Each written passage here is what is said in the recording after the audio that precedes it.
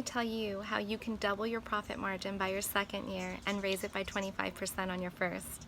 My name is Becky and I'm with Strategic Partner Solutions, and I'm here to provide solutions for you to increase your profitability.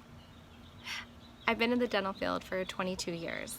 I've seen it all, from startup practices to associate ran and newly purchased existing practices. I've seen practices of dentists that are ready to retire and wanting to increase that revenue just so that they could increase their market price for their practice. I've been there to help and been there to serve, and now I'm here to serve you and show you how you can do the same. So let's start off with this. What are your financial goals? What is it that you need to sustain your household? Let's set that goal. How profitable do you want to be? And I know that most people say, well, the sky's the limit as far as profitability. I just want to be as profitable as I can. Well, everything starts with a plan and a goal. Just as you did when you were in school, you found out you wanted to be a dentist. One day you said, I want to be a dentist. And so you set markers. You made a plan. You decided you were going to go to a four-year university and take the prerequisites you needed to apply for dental school. And then you made a plan to study for the DATs and took those DATs, and once you finished dental school, you maybe decided you wanted to work as an associate until you learned the industry a little bit more. And one day you decided you wanted to own a practice. And when you decided you wanted to own a practice, you set a plan. Maybe it was take out a loan, or how are you going to qualify for that loan? And now here you are, a practice owner, and you were super excited and you did it. You met your goal, and now you sit there and this is your practice, and congratulations to you. But maybe you didn't realize that managing staff and payroll and overhead cost and billing and accounts receivable was going to be quite as tedious and not as profitable as you expected. Well, let me find that solution to make your practice what you intended it to be. So I've been in the dental field for 23 years, and I've seen it all from the corporate standpoint of it. I was corporate for about 11 years before going on my own and starting my business.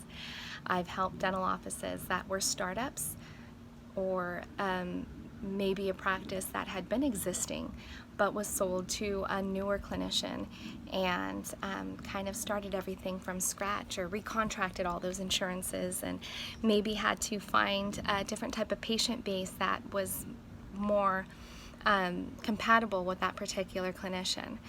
I've worked with many dentists that are ready to retire and interested in selling their practice, but they wanted to maybe clean up their accounts receivable and increase their revenue so that when they came through to do the analysis, they would, appraise it to be what they felt their practice was worth. I've dealt with managing staff to developing habits and routines just to make your office flow.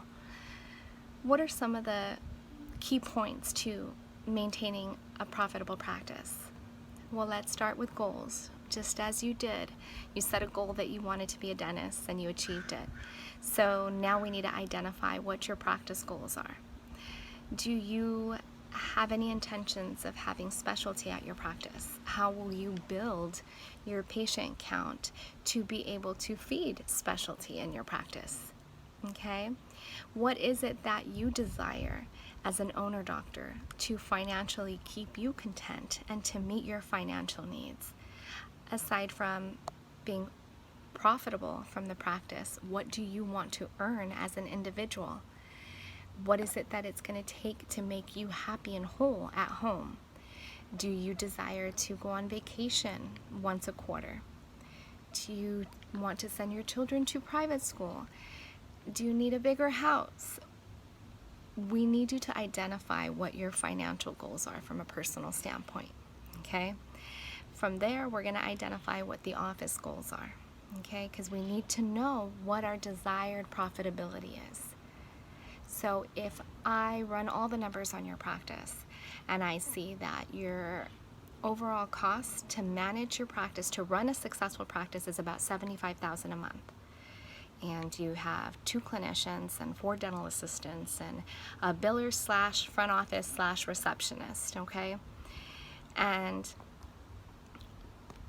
maybe you would like to bring in, an additional 15,000 to start, or 25,000 or 30,000 a month to have as your profit take home. Then we're looking at you're needing to have an office that's running at $100,000 and up revenue monthly. And your revenue should nearly match what your collection is. Otherwise, we need to start looking at other things, like who's posting and who's billing, and is this true production, or is it just something that's being kind of fluffed on your schedule to appear to be productive? But that's a whole different lesson for you. You can go ahead and look me up and ask me more about that. I'd be happy to serve. For right now, let's know that we have a financial goal in mind. We know that we want our office to be bringing in $100,000 or $120,000 a month in revenue. We know that we want to maintain our costs at about $75,000, and you're going to need a formula to do so. Okay, and that's what I'm here for. I'm here to share that formula for you.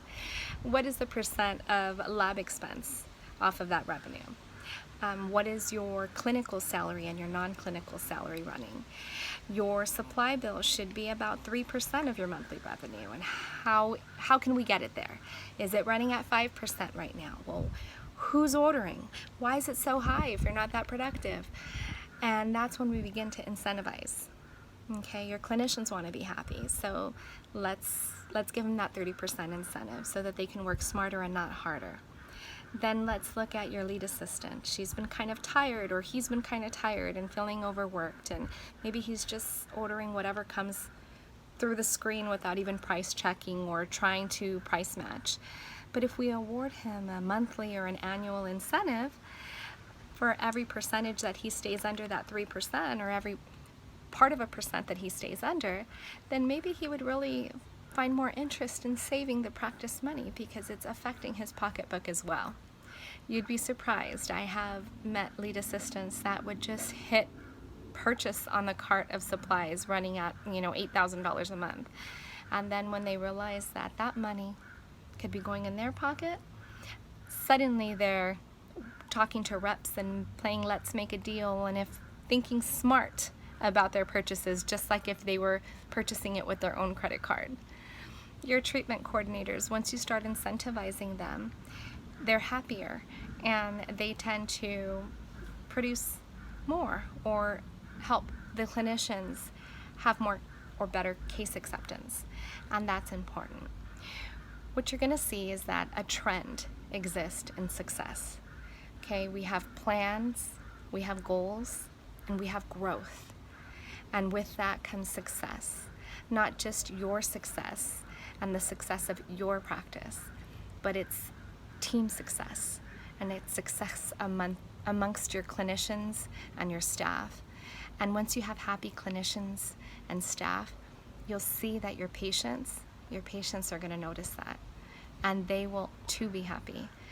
And the best marketing there is free marketing. And that free marketing comes from your happy patients giving positive word of mouth to their family and to their friends. And there's no better marketing than that. I'm here to help you identify that formula to success.